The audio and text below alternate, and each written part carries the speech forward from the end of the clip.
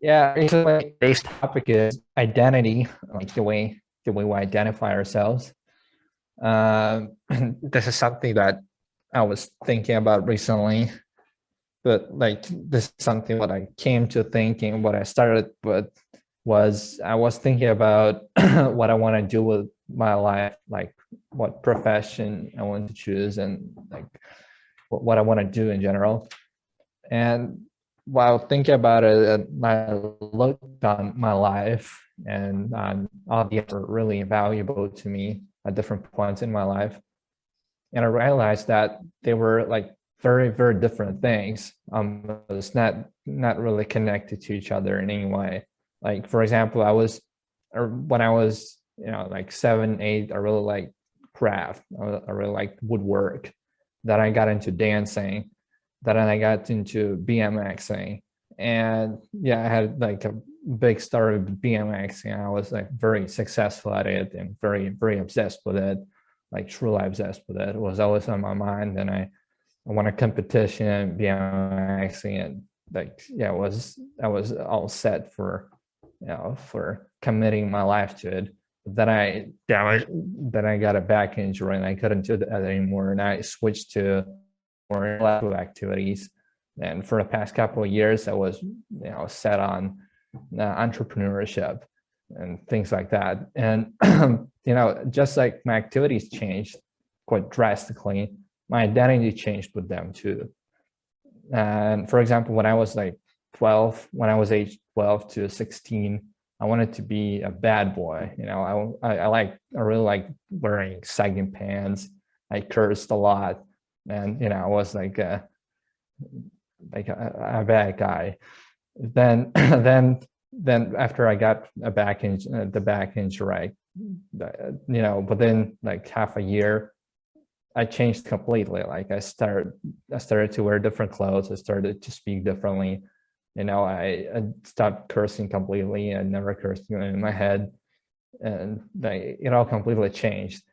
And for a long time, I thought that kind of every time I changed my activity, changed my obsession, I changed myself like very strong. Like I thought that like I had almost become a different person.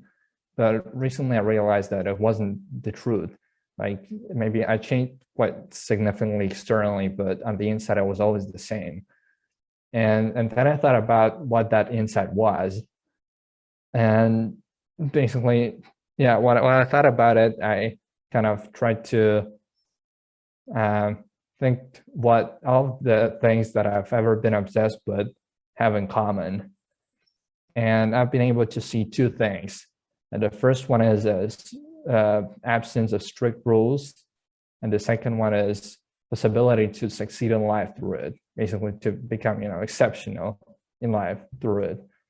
And basically, all the things that I've ever, become really serious about doing and that I really enjoyed allowed me to, like basically had those two characteristics, basically. So in other words, for an activity, the other way to look at it is that for an activity to have like to stand a chance to become something that I get obsessed with, it should be able to it should allow me to become exceptional and like very successful in life if I excel at doing it. And I also should be able to be creative enough, like at it. I should have a lot of freedom in choosing what I do and how I develop in that activity. And I call these two things my primal desires. So basically, my primal desires are like ambitiousness and creativity. And if I can manifest these two ththings through if an activity can kind of fulfill those two things, those two primal desires, there's a high chance that I can get very, very obsessed with it, and I can almost like decide to commit my life to it, which was very interesting because I basically overall when I was doing BMXing, for example, I thought that like it was my life basically. I was born to be a BMX rider, and it's like I thought that it was the only thing I was destined to be good at. But every time I changed, I like basically I realized that it wasn't the truth. And then then I kind of came up with this concept of primal desires, which is that I can become really obsessed with anything that allows me to fill my primal desires. And these led me to two conclusions. And the first one is that if there are like many activities and many professions, that many obsessions that I can really get into, I can become really serious about doing it, just think and live those activities, then why wouldn't I choose something meaningful? Why wouldn't I choose something that's valuable and become obsessed with that? So, and the way we often go about it in society is that we just try to find our thing without not really having any input. We just go out there, try many different things, and then we're trying to find what sticks with us, and then we commit to it. But the way I think we should do it is to look in our past and identify what our primal desires are. In other words, what are the things that have been really important to us and everything we've done in our lives, and then take those things and then only look at the thing, like when choosing what we want to do, we should only look on the things that like are truly meaningful and valuable and can make the world a better place, and find an activity that fulfills our primal desires and pick that.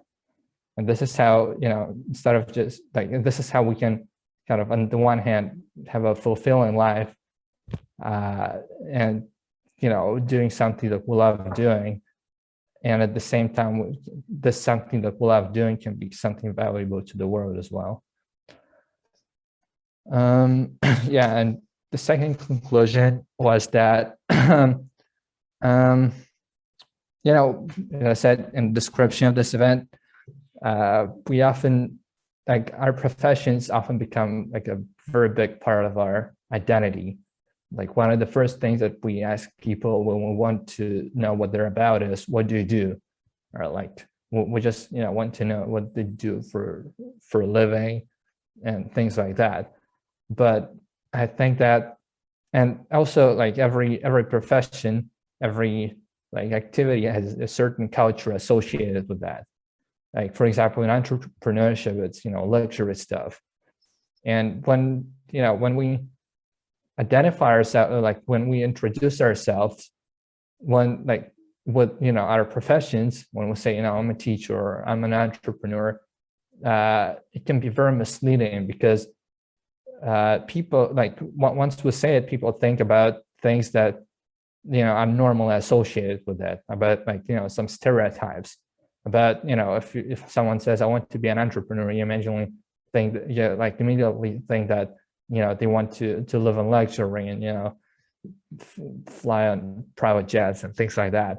But it's often not the truth. Like there are very many, like there can be, like people overall can have many different reasons why they do what they do. They can pursue very different goals with it.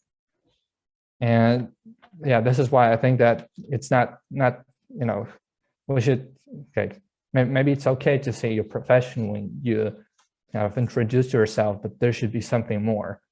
And I thought that this primal desires can be a good thing to say. And so instead of me saying that I want to be an entrepreneur, I would say that I'm very ambitious and I'm creative. And I think that it says much more about me overall as a person than if I say that I want to be an entrepreneur. Because one of the things, for example, that's associated with the entrepreneurship is that all they want is like money and things like that. And I can say that of myself, because for the past couple of years, if you ask me what I want in life, I would say I want to be very, very rich. But I also realized that I'm not really motivated by luxury stuff and things like that. And also when I think about what I wanted when I was riding BMX, like those things that I wanted had nothing to do with money. They were just BMX tricks.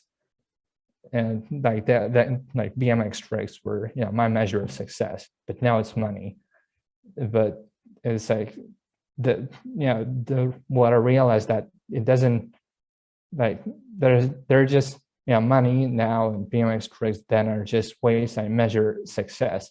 But and I want to be very successful because I'm ambitious. And yeah, if I just say that I want to be, you know, I'm very ambitious and that I'm very creative, people kind of immediately, you know, it says much more about me, and it, you know, it kind of, it, you know, removes the possibility that people, you know, might think that, you know, I'm very materialistic, for example.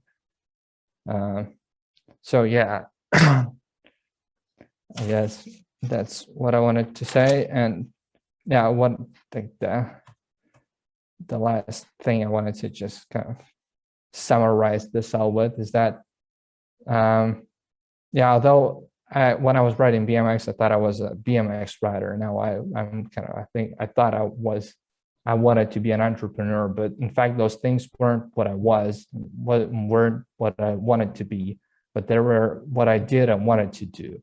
And they were just like tools through which I manifested my primal desires. Through what, like, yeah. And so instead of identifying, and because, you know, because professions and all these occupations can be so misleading, we should, you know, identify ourselves more in terms of, you know, what we are, what never changes, which is our primal desires. Because if we identify ourselves in terms of what we do instead of who we are, we become human doings instead of human beings. Yeah, thank you.